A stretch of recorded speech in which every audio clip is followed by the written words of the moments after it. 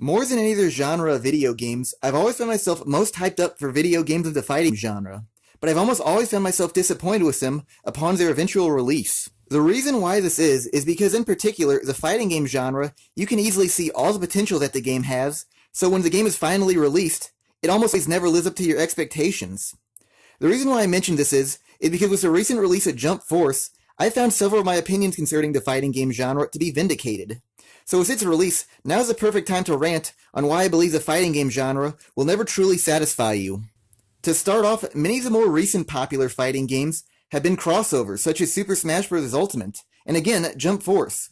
Since both of these titles feature characters from multiple different franchises duking it all out, it's only natural that these types of games would possess near unlimited potential to be great, from the large amount of resources from each other's retrospective franchises.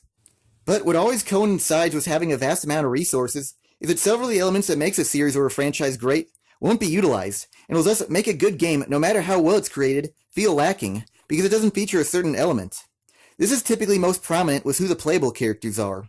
With Jump Force, there are 40 playable characters, from 16 different series. Keep in mind its predecessor had 52 different characters from 32 series. So many franchises were absent from the game, like Assassination Classroom, Gintama, and older franchises that helped to establish the brand of Shonen Jump. It also doesn't help placate the situation that franchises like Dragon Ball, One Piece, and Naruto receive double the amount of representatives more than the several of the other franchises within the game. It just makes the developers look like they put the most minimal effort into the game. Now yes, Dragon Ball, One Piece, and Naruto are much more popular, influential, and integral to Shonen Jump as a whole, and thus definitely deserve more reps than the average series from Shonen Jump. But it still feels like that some of the other franchises deserve more than just one representative. Like My Hero Academia. Now, it's much more recent and it hasn't achieved the same fame that the others have, but it still deserves more than just one representative. Especially since the story is more so about the growth of an entire class and their teachers, rather than just following one single titular character. By only having one character from the series present, it makes the game feel like it missed the entire point of the series. And this game itself was supposed to be about celebrating the series' past and present of Shonen Jump, not just focusing on one aspect of a series. Take for example the series of Naruto. Despite him being the titular character, he doesn't represent the series' entirety. Much of his progression as a character is in response to the actions of Sasuke, and that's what drove the plot forward. So just because the main character is playable and represents the bulk of the story, doesn't mean they represent it as a whole. A game like this needs characters like the rivals or the villains to fully represent the whole story. The same concept also applies to Smash Ultimate, although to a much less extent, because this game in particular is more so about celebrating the Smash Bros. Franchise as a whole, rather than just Nintendo this time around. But despite that, several franchises were not represented to a high enough degree that they deserved. Like some series were only represented through assist trophies or spirits, and such is the case with the franchise of Golden Sun.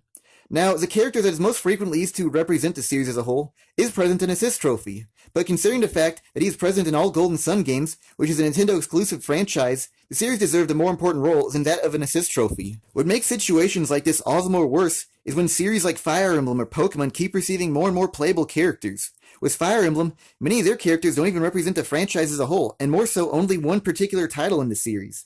And with the constant addition of new playable Pokemon from each new generation, the thing that always happens with them is Pokemon that were once fresh and cool always wind up forgotten by the end, once the new generation of Pokemon gets released. Just take a look at some of the playable Pokemon characters from the earlier generations of Smash Bros. In Melee, they added Pichu and Mewtwo, and when Brawl came along, Pichu was entirely cut, and Mewtwo was replaced in favor of Lucario. And with the transition from Brawl to Smash 4, Ivysaur and Squirtle were completely cut also, since they weren't as popular as Charizard. So with both Fire Emblem and Pokemon, each new generation of characters don't represent their retrospective franchises as a whole. So it's not like their appearance in the game is all that necessary, or brings out something new to the game. Whereas if Isaac from Golden Sun was playable, uncharted territory could be fleshed out for Super Smash Bros. Ultimate. He could also have his own unique moveset within the game, and not just be another clone Echo Fighter. The reason why I believe fleshing out unexplored games is integral to the series is it can potentially make those rather unknown games become more popular by being associated with well-known characters, like Mario, Link, and Donkey Kong. But when characters that are already well-known get the attention, newer or forgotten gems are potentially losing out on coverage. One non-gameplay oriented factor that I've always liked about Super Smash Bros. Is it's always gotten me to appreciate games that I never would have played without it. I've actually purchased other games that I knew nothing about, just because they had some sort of presence within the game. I actually bought Pikmin just so I could unlock a trophy in Melee. Because the original Super Smash Bros., I bought Metroid Fusions, since Samus was in the original. The same goes for F-Zero GX, with Captain Falcon, and with Earthbound, I bought because of Ness. So having lesser known characters in a popular game can potentially catapult them into stardom, and get more sales in the process. While still on the topic of how many fighting games rosters can be very lackluster, I have to mention how downloadable content causes a significant amount of damage to the genre itself. From my observations, downloadable content primarily started with battle royale games, multiplayers where you kill each other, or fighting games.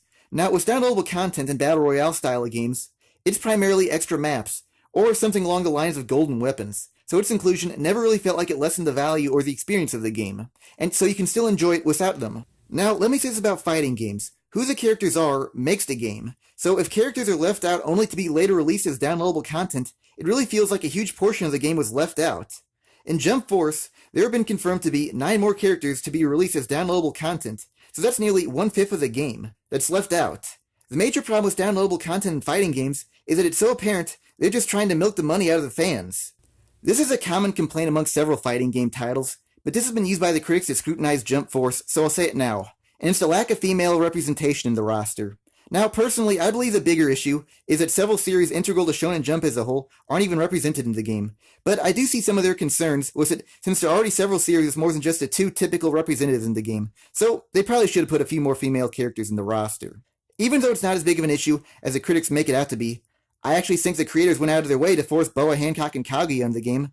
I do think this goes to show the roster could have been better. The next reason why fighting games have the tendency to be disappointing is how several sequels of fighting games really haven't been improving upon their predecessors anymore. I'll start off by saying this.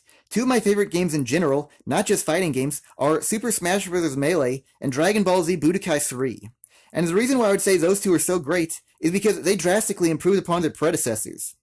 Now, when I went back to replaying the original Super Smash Bros., it really felt like a shell of a game, with only 12 characters and very few stages, and not that many extra features. But when Melee came along, it doubled the roster and stages count, adding many extra features too, and ingeniously introducing the trophy system. The reason why I say the trophy system was ingenious is it could give attention to lore from aspects of other series that couldn't necessarily be playable characters, or use as items, so it helped give attention to areas that couldn't be previously covered before. The trophy system also acted as a library too, where I could read the descriptions of the trophies to learn more about other Nintendo characters and the series that they came from, ones that I wouldn't know all that much about before, especially with games and systems that came out before I was ever even gaming. So Melee greatly expanded upon the original and taught me much more about the history of my favorite hobby at the time. Budokai 3 also acted in the same manner, because in the previous Budokai games, they only focused on the canon characters, whereas in Budokai 3, they began to add the non-canon film characters into the game series too. And some of those characters weren't even dubbed into English yet, so I got to learn more about characters that I had no access to.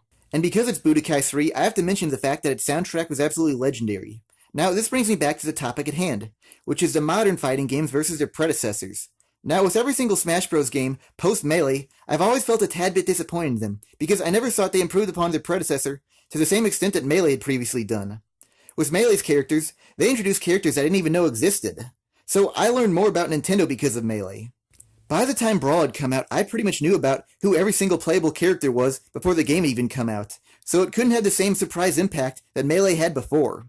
I will say the assist trophies were a great addition to the franchise, but I always felt there should have been more of them, like they could have always done more with the assist trophies. I'll admit this, if Smash 4 was the first Smash Bros. Game I'd ever played, I would probably not hold Melee in as high regard as I do now, if I had played after Smash 4, because my opinion of Melee is most likely influenced by nostalgia. But on the contrary, I will say this, I don't believe I would have become as invested in the franchise in the same way that I had with Melee in the past if I had played Smash 4 first. Now, to bring up another problem with sequels to fighting games, and I'll start off by reiterating a fact I mentioned earlier, which is that Jump Force has 40 playable characters from 16 different series, with 9 upcoming downloadable content characters, while its predecessor, J-Star's Victory Versus, had 52 characters from 32 different series. So Jump Force actually has a less amount of playable characters than its predecessor. So it didn't really improve upon its earlier iterations. And yes, I know sometimes to improve a game, you have to trim the fat. And that's why I believe Mortal Kombat 2011 is probably the best Mortal Kombat game. But I don't think that's the case for Jump Force, because for the most part, with any crossover fighting game, the fans play it for their favorite characters and series being in it, not because of how well the actual fighting it is refined. Another element of fighting game sequels that has always left a sour taste in me is that in many sequels, elements from the past games don't carry over to the new present iterations. Now, many times, this eliminates unnecessary characters like Pichu from Smash, or Mocap from Mortal Kombat, but more frequently and more often now, from fighting games of the past decade, I've been seeing interesting and unique characters cut. Like Ice Climbers. They were cut from Smash 4 because they weren't compatible with the 3DS version of the game. So the fact that they could have been in the console version, but were cut because of the limitations of the handheld version, really made it apparent the studio wasn't trying too hard to make the game be as great as it possibly could have. Plus the fact that they are very unique within the franchise, one of the few representatives of early Nintendo, and the fact that they fought as a duo instead of fighting alone, made their cut all the more tragic. The same also applies to Mortal Kombat X, where several members of the original cast were cut in favor of less interesting clones, and the poorly written and undeservedly powerful offspring of the original cast.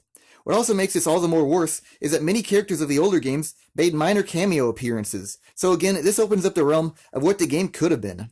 On the topic of living up to what the game could have been, I have to bring up the most disappointing game ever, or at least in my opinion, which is PlayStation All-Stars Battle Royale. I'll say this first though, games of the fighting genre are much more similar to each other than other genres because they're essentially either 2D stationary platformers in front of a background, or the camera following behind a character who's pursuing an opposing opponent. Whereas games of other genres can really differentiate themselves from other games of the same genre, through different aspects like physics, abilities, interactions with the environment, so they can really feel like completely different games from each other. So when one fighting game does a bad job, you can easily see its shortcomings compared to a great fighting game, and this was the case with PlayStation All-Stars Battle Royale compared to Super Smash Bros. For example, despite being released more than 10 years after Melee, PlayStation All-Stars actually has less playable characters than Melee did. And the fact that PlayStation technically has a larger library at its disposal, since at the time they were allowed to use third-party characters, makes this all the more disappointing that a game from the 2010s has less content in the game from the previous generation of consoles from the early 2000s. Another disappointing aspect that comes with comparing fighting games to each other is that many times, fighting games of the early 90s just felt like clones, reskins, or rip-off of Mortal Kombat. Several times I would find myself interested in the fighting game because of the box art, or the character designs, and many times I ended up disappointed, because they did nothing to set themselves apart from Street Fighter II or Mortal Kombat. One of the issues I've always had with many of the more popular fighting game franchises is the frequent re-releases, as in, the base game would come out, but then a year or two later, they would come out with an enhanced version of the game, with a few more characters, and the game would now have the word Super or Hyper in front of the title. And then a year after that, another new edition would come out, with even more characters, and now with the word Ultra in front of the title. Because this occurred so frequently, I became discouraged at buying fighting games on day one, because I knew eventually a better version would come out. This was the case for me with PlayStation All-Stars Battle Royale. Because the game's roster was so shallow, I just thought I'd wait out till the Game of the Year edition came out with all the downloadable content characters. But unfortunately, many other people thought that too, and because the game didn't sell well, they never came out with a Game of the Year edition. So I never ended up purchasing the game, and I eventually wound up disinterested in the game. What I have to say is, all these enhanced re-releases have been spoiling the genre, and made fans lose confidence in the industry as a whole. What I also have to mention now is that many current fighting games have been alienating the driving force behind themselves, or just even the fan base of the franchise. One of the aspects of fighting games that have really been alienating its fan base is through the use of fan service. Now, I'm personally not against the use of fan service, but I think many fighting games are using it in a wrong manner. First off, one of the few problems I had with Mortal Kombat 2011 is how it used fan service. If there was a scale of how it used the fan service, it would probably be about an 8.5 out of 10. And my problem with that is, it's probably too high for most, but too low if you really want it. So I think they either should have toned it down to a bikini level of 6 out of 10, or go full on adults only with a gratuitous 10 out of 10. So they really should have decided upon who their fan base actually was. Now back to the modern day fighting games, where they're now practically marketing how little sex appeal they actually have. And what I have to say about that is, they're pretty much casting away a huge chunk of their audience. So when you try to play at both sides of the spectrum, you're just going to alienate the fan base that you actually have, and just cause a stir. Next, I'll start off with one of the hot button issues now, which is third-party characters now having a presence in Super Smash Bros. Let me say this, Super Smash Bros. Is about celebrating Nintendo, not video games as a whole. I've heard some younger fans erroneously say that. Now I will say, the inclusion of some third-party characters does actually celebrate Nintendo's history. Like Mega Man 2, which is considered to be one of the best NES games. The same can be said for the first few Castlevania games, but what's unfortunately happening lately is that many characters that have absolutely no intrinsic identity to Nintendo are being inserted into the game. Two examples of this are Cloud from Final Fantasy VII and the upcoming downloadable content character, Joker from the Persona franchise. Now let me set the record straight on this one. I have nothing against either character, and I would say Final Fantasy VII is one of my favorite games ever, easily within my top 10. But when I think of Final Fantasy VII or the Persona franchise, Nintendo does not come to mind. And yes, I know Cloud was present in a Kingdom Hearts game on the DS, and the same goes for Joker also. And what I have to say is, if you have to dig that deeply for excuses to put them in the game, they probably shouldn't be in it. Now this leads me to Snake and Bayonetta, and who they are and how they don't really fit into the mold of Super Smash Bros. Now, Super Smash Bros. Is supposed to be cartoonish in nature, while Bayonetta and Metal Gear are supposed to be hyper-realistic, and thus they naturally clash with the style of Super Smash Bros. Now, with Bayonetta, she is a 100% fanservice character. Yes, many people are also attracted to Princess Peach, but she is not using fanservices the same way as Bayonetta is. The first Bayonetta game literally ends in a sexy dance sequence. What I also have to say about Bayonetta is that even though it's been bought out by Nintendo, it doesn't feel like it's completely Nintendo yet.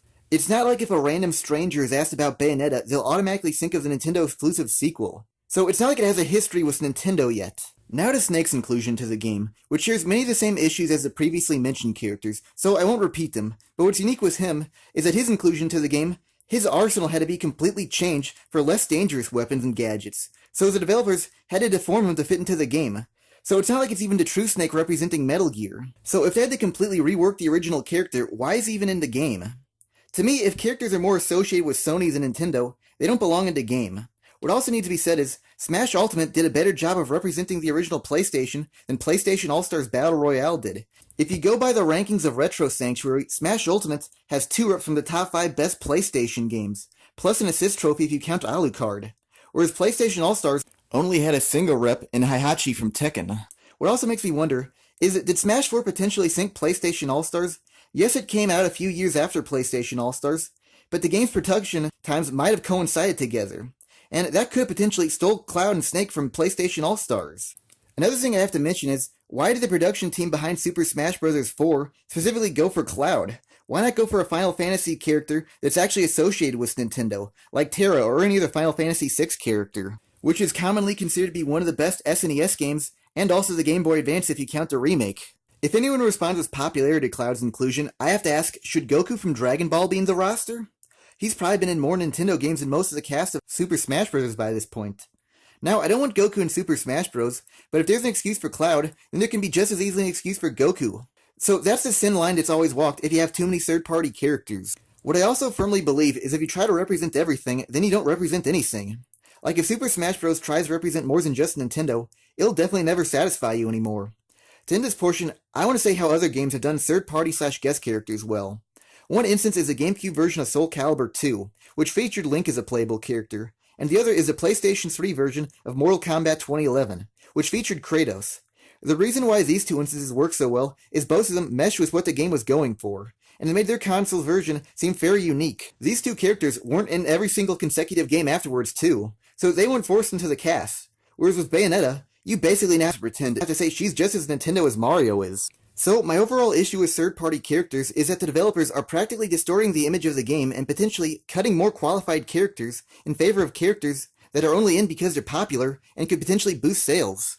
To end this video, what I have to say is many of these fighting game franchises have been going on for decades at this point, and the developers' methods of trying to stay fresh and relevant have been alienating or borderline attacking their own fan bases, like Mortal Kombat resorting to having to use horror villains as playable characters, or Tekken having Negan from The Walking Dead be in the most recent game, or having newer and many times inferior characters surpass the older and better written ones.